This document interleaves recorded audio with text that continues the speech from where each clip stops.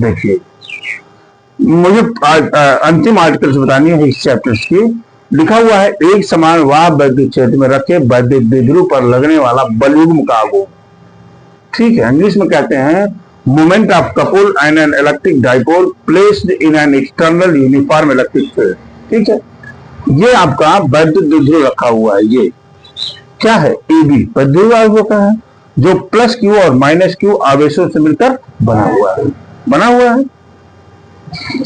ठीक है, और द्विध्रुव जो है वैद्युत क्षेत्र से थीटा एंगल पर झुका हुआ है। देख रहे हैं ना, थीटा एंगल पर क्या है? झुका हुआ है। यहां लिख दीजिए द्विध्रुव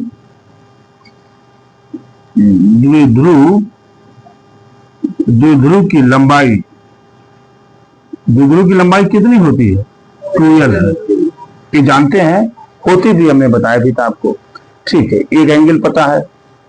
ठीक है ना, मैं क्या करता हूं इस ट्रायंगल में, देखिए ध्यान दीजिएगा, इन ट्रायंगल ABC में साइन थीटा बराबर क्या होगा? लंब बटे कौण होता है ना। लंब माने क्या हो गया? BC, कौण माने क्या हो गया? AB, है कि नहीं? अच्छा, साइन थीटा बराबर होता है BC अपान 2L। अरे भाई 2L है ना ये, तो यहां से BC बराबर क्या मिल जाएगा? 2L sine theta. मिला कि नहीं? अच्छा, अब देखिए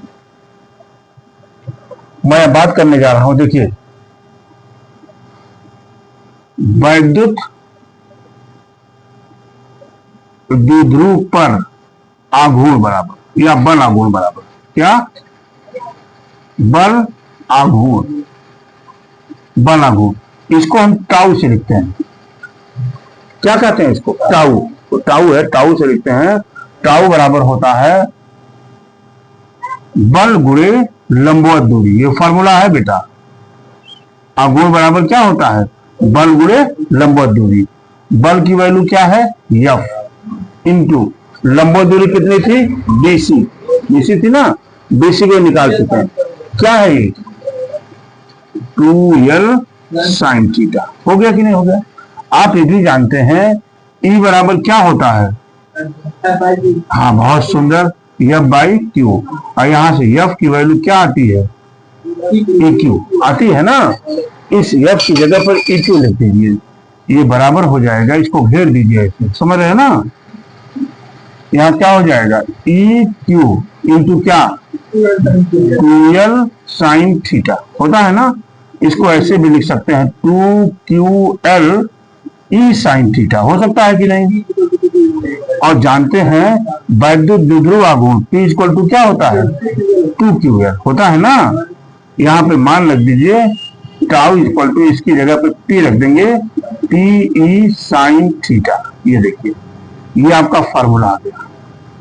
कितना आसान है, देखिए कितना आसान। इफ, देखिए पहला इफ है ना, यदि, देखिए यदि वैद्युत द्विध्रुव, ध्यान दीजिए, यदि वैद्युत द्विध्रुव वैद्युत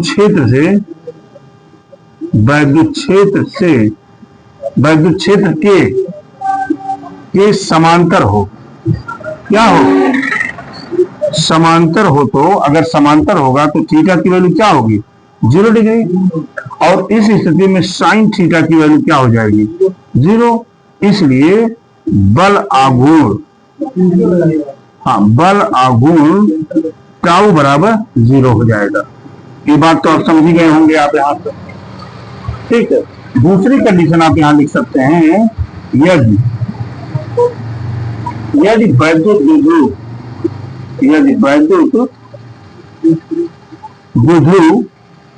वैद्युत क्षेत्र के लंबवत हो तो क्या हो? लंबवत हो तो थीटा इक्वल टू कितना हो जाएगा? 90 डिग्री। इसलिए साइन 90 इक्वल टू क्या हो जाएगा? 1। मिलेगा कि नहीं? और तो यहां से देखिए बल आघूर्ण टाउ बराबर हो जाएगा PE। हो जाएगा कि नहीं? और अब जानते हैं, यहां लिख दीजिए tau maximum equal to PE। क्यों? क्योंकि साइन थीटा की सबसे बड़ी वैल्यू क्या होती है 1। साइन थीटा की वैल्यू सबसे बड़ी क्या होती है 1। तो यहां से आप लिख दीजिएगा टाउ मैक्सिमम इक्वल टू क्या हो जाएगा टीई। ये हो गया। यहां पर जो बता दूं, देखिए मैं यहां पर लिखने जा रहा हूं इस चीज को यहां लिखने जा रहा हूं। क्या लिखा हुआ है tau equal to TE sine theta. ध्यान दीजिएगा साइन थीटा। मैं आपको बाद में बताऊंगा जब वेक्टर अलजेब्रा पढ़ाऊंगा। तो वेक्टर अलजेब्रा में देखिए ए क्रॉस बी क्या कहते हैं, ए क्रॉस बी बराबर होता है ए बी साइन थीटा। होता है कि नहीं होता है, बोलिए। तो इसी फार्मूले को हम वेक्टर रूप में कैसे लिख सकते हैं, इसी को हम वेक्टर रूप में हो जाएगा टाउ बराबर पी क्रॉस ई। हो सकता है कि नहीं, बोलिए भाई। अरे भाई पी क्रॉस ई बराबर किसका होता है पी साइन थीटा। जैसे यहां लिखा हो ए क्रॉस बी बराबर ए बी साइन थीटा, वैसे वेक्टर रूप में हो गया। देख पा रहे होंगे आप कितना आसान है, ये कुछ था ही नहीं इसमें। अब हम थोड़ी देर बाद यही आपकी इलेक्ट्रोस्टैटिक्स का ये जो पहला चैप्टर था वैद्युत क्षेत्र में विद्युत क्षेत्र की तीव्रता, यहीं पर एक खत्म हो जाती है। कुछ न्यूमेरिकल्स हैं, इसकी चर्चा अभी हम करेंगे थोड़ी देर बाद। आइए बात करते हैं, न्यूमेरिकल्स की चर्चा हम करने जा रहे हैं। पहला क्वेश्चन से देखिए, इलेक्ट्रॉन पर इतना आवेश ऋण आवेश होता है, जानते भी हैं, होता भी है। अल्फा कण पर कितना आवेश होगा जानते हैं। अल्फा कण का जो नाभिक होता है वो हीलियम परमाणु के बराबर होता है। हीलियम परमाणु का मतलब होता है देखिए 2He4, यही तो हीलियम होता है। इसमें इलेक्ट्रॉनों की संख्या कितनी होगी 2, है ना। लिखेंगे यहां अल्फा कण, देखिए अल्फा कण में इलेक्ट्रॉनों की संख्या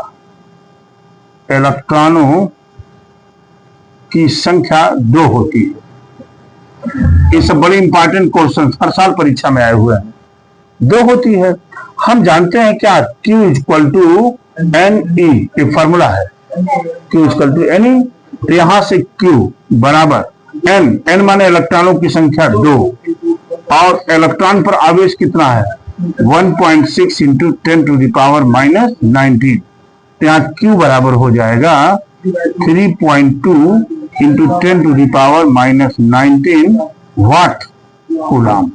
ये देखिए ये आंसर हो गया। 2 मिनट के अंदर आंसर निकाल दिया आपने। बस आपको पता होना चाहिए कि अल्फा कण का जो नाभिक होता है वो हीलियम परमाणु के बराबर होता है। Are you getting my point, बड़ी अच्छी बात है। आइए इस नंबर की बात करते हैं हम लोग। एक चालक पर इतने का ऋण आवेश है, यानी एक चालक है जिस पर Q बराबर क्या है 1 कूलम, है कि नहीं। अच्छा ऋण आवेश है। इस पर सामान्य में कितने इलेक्ट्रॉन अधिक होंगे, यानी N की वैल्यू पूछ रहा है। तो E की वैल्यू भी आप यही रख देंगे 1.6 into 10 to the power minus 19। वो कोई जरूर, वो तो ऋण आवेश वैसे दिया हुआ है कि नहीं लगाते हम लोग। यहां से क्या फार्मूला क्या है Q इक्वल टू NE। तो N equal to Q by E, ठीक है। Q की वैल्यू 1 है और E की वैल्यू है 1.6 into 10 to the power minus 19। क्यों जी, देखिए सॉल्व करने का तरीका देखिए। 10 टू द पावर 19 ऊपर चला गया, प्लस हो गया कि नहीं, 1 इंटू लिख दीजिए और ये क्या हो गया 1.6 हो गया कि नहीं। अब देखिए बहुत ध्यान से, इस पॉइंट को हटाने के लिए हम लिख देंगे 10 into 10 to the power 19 divided by 60, हो गया कि नहीं। अच्छा, अब हम यहाँ एक और तरीका लेते हैं, इसमें से एक जीरो को इसमें एडजस्ट कर लेते हैं। तो क्या हो जाएगा 100 इंटू 10 टू द पावर 18, एक जीरो को मैंने ले लिया इसके साथ, डिवाइडेड बाई 16। अब यहाँ भाग 16 छक्का 96 और 16 दूना 32, 16 पचे 80 इंटू 10 टू द पावर 18 इलेक्ट्रॉनों की अधिकता होगी। इलेक्ट्रॉन देख पा रहे हैं ना, कितना आसान है। देखिए यदि आप लॉजिक जानिए तो कुछ भी जो है किसी भी चीज से चूकेंगे नहीं आप। नोट करिए, फिर आगे की बात करते हैं। देखो अब्दुल रहमान, एक चालक पर इतना कूलाम पॉजिटिव चार्ज है, यानी क्वेश्चन नंबर 3 की बात कर रहे हैं, यानी Q इक्वल टू कितना है 2.4 into 10 to the power -18 coulomb. ठीक है, तो चालक पर इलेक्ट्रॉन की अधिकता होगी या कमी। यहाँ क्या है, पॉजिटिव चार्ज है। पॉजिटिव चार्ज कब होता है, जब देता है, यानी कमी होगी उस पर। क्लियर हो गया। अच्छा, n की संख्या पूछ रहा है ये, और E की वैल्यू कितनी है 1.6 into 10 to the power -19 coulomb. Q equal to यानी n equal to Q by E। Q की value 2.4 into 10 to the power -18 divided by 1.6 into 10 to the power -19। क्यों जी, बड़ी अच्छी बात, बराबर। यहां से दोनों एक एक पॉइंट है, काट दीजिए। 24 इंटू आई ऊपर जाएगा, देखिए 10 power -18 into 10 to the power +19 divided by क्या 16। क्यों जी, काट दीजिए। 8 से 8 तिरिक 24, 8 दूना 16। यहां से इसको डिवाइड करेंगे, कितना आ जाएगा 1.5 इंटू यहाँ 10 पर पावर एक ही तो बचेगा 10, यानी 15 इलेक्ट्रॉन्स। 15 इलेक्ट्रॉन्स की कमी होगी। आगे आंसर ना कितना आसान है, देखिए थोड़ी सी आइडिया लगाया, क्वेश्चन ऑटोमेटिक आपके हाथ में आ गया। क्वेश्चन नंबर 6 की बात यहां कर लें। यदि किसी आवेशित चालक को 1500 इलेक्ट्रॉन, क्या मतलब है, n इक्वल टू 1500 इलेक्ट्रॉन है कि नहीं। अच्छा, बड़ी अच्छी बात। चालक पर उपस्थित आवेश के प्रतिशत कूलाम में, यानी Q की वैल्यू ये क्या कह रहे हैं, पूछ रहे हैं, और E की वैल्यू क्या है 1.6 into 10 to the power -19 coulomb.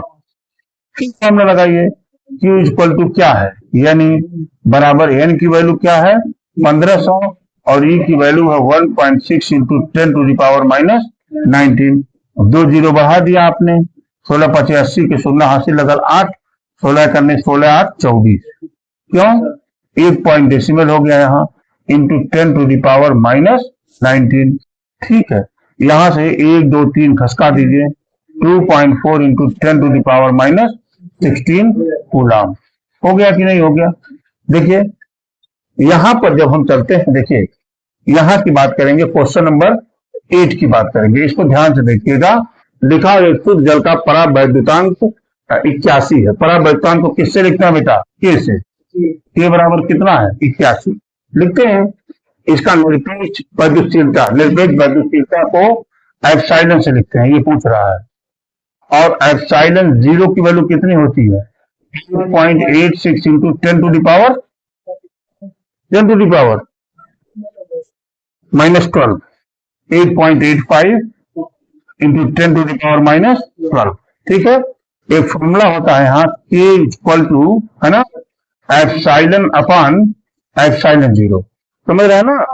यहां से एप्सिलॉन बराबर हो जाएगा K इंटू एप्सिलॉन 0। K की वैल्यू क्या है 81 इंटू एप्सिलॉन 0 की value 8.85 into 10 to the power -12।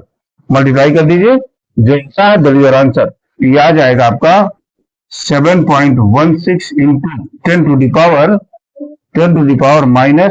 क्या यूनिट होती है, कूलाम स्क्वायर, और न्यूटन इंटू मीटर स्क्वायर।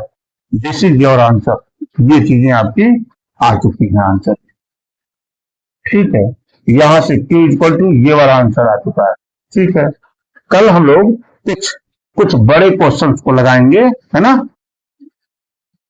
कल हम लोग कुछ बड़े क्वेश्चंस को सॉल्व करेंगे, और मुझे लगता है कि कल परसों तक न्यूमेरिकल का पोर्शन हम खत्म कर देंगे आपसे।